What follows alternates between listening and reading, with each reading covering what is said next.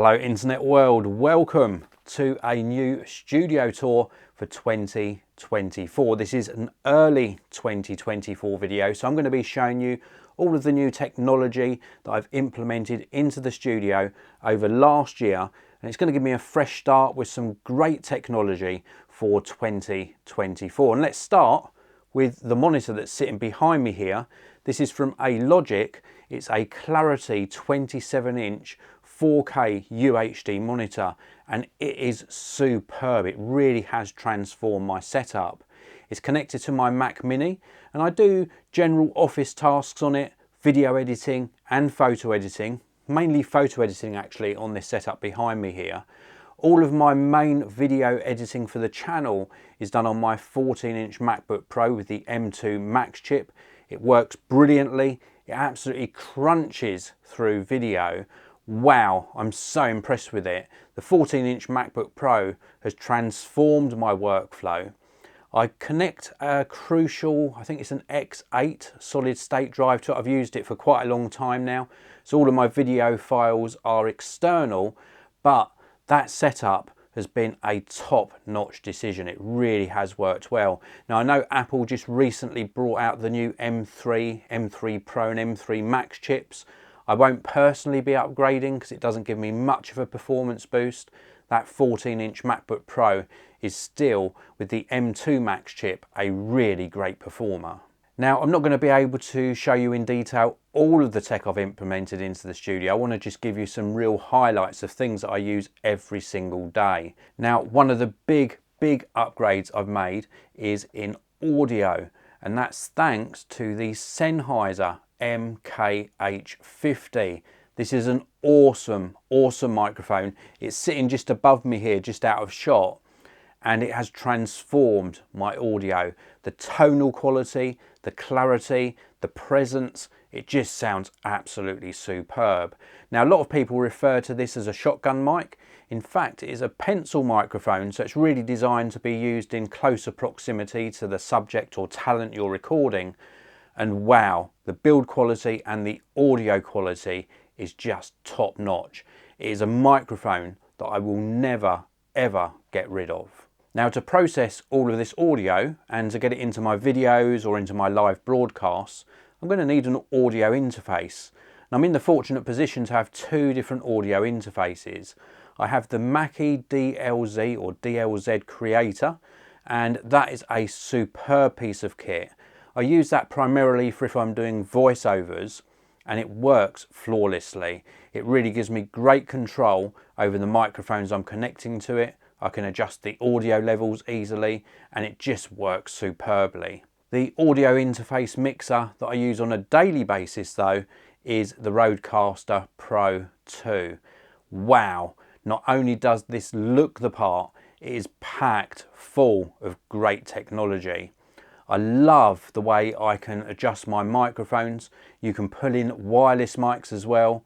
It just is a great bit of kit, and you can see it just sitting up here behind me. Now, when that's not in use, I cover it up with a deck saver.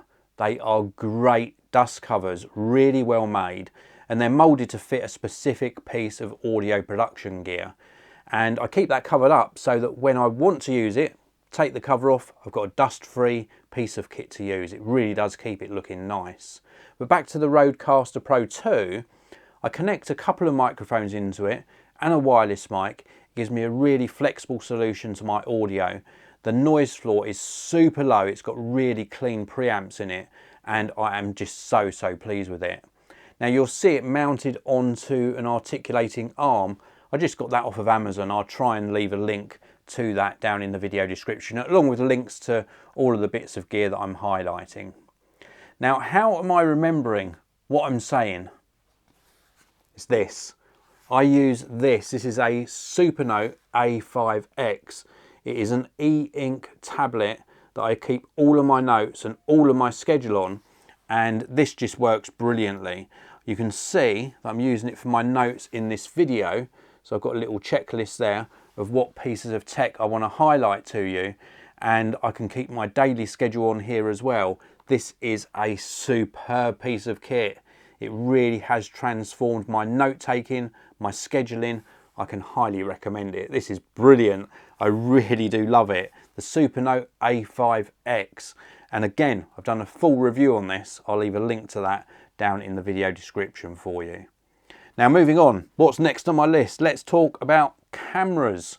So the camera that I'm recording this on is the Sony ZV-E1. I've had it for a long time. I would normally use one of my larger, maybe a full frame camera to record a studio tour, but I wanted to be able to show you the cameras I've got sitting here behind me. There are a couple of new additions to the gear that I use to record videos, and I really am impressed with them. So the first one is the Sony a7C II. It's a full frame camera. It's got a higher resolution sensor in it than what I use to record a lot of my videos, but it's capable of performing really well for capturing video. But I also take it out and about when I want to take photos.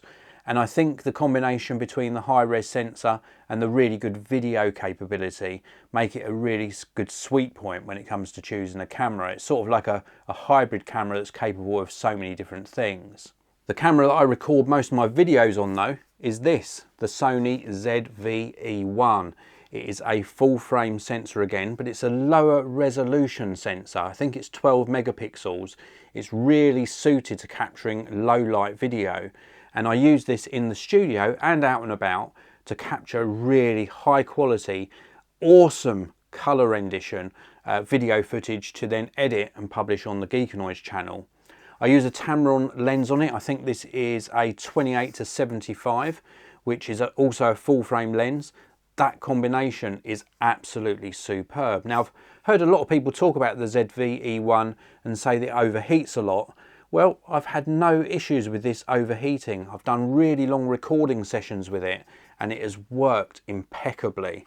I'm really pleased that I've got this in my sort of gear selection to record videos with. The Sony ZV-E1 is potentially my camera of the year. Now, you'll also see behind me here, either side of the monitor, are some Genelec studio monitors or speakers. They connect to my audio interface, which is in turn connected to my computer. It allows me to monitor the audios alongside my videos. And again, they work exceptionally well. Very good low noise floor, really accurate, uncoloured sound, and a little bit of a step up from a normal sort of bookshelf speaker. Of course, I review a lot of tech on the channel, and you can get some excellent bookshelf speakers that are designed to work alongside a computer. But if you're doing serious audio production, a pair of studio monitors is probably the way to go. Now I want to move on to talk to you a little bit about the crucial solid state drives. And I mention this again because not only do I use an external crucial SSD for my video editing, I've also got one connected over here to my Mackie DLZ Creator, and also I've got one connected to my RODECaster Pro II. They're external SSDs, they're really small, really compact, obviously bus powered, they don't require an external power supply, and they allow me to actually record audio of my mixers here really easily. And then I can simply disconnect the solid state drive, they connect via USB-C, plug them into my MacBook Pro, and I've got the audio that I've recorded easily at hand. So I really do recommend these small solid state drives, and the crucial ones have served me well for many, many years. So there is so much more that I could show you in the studio.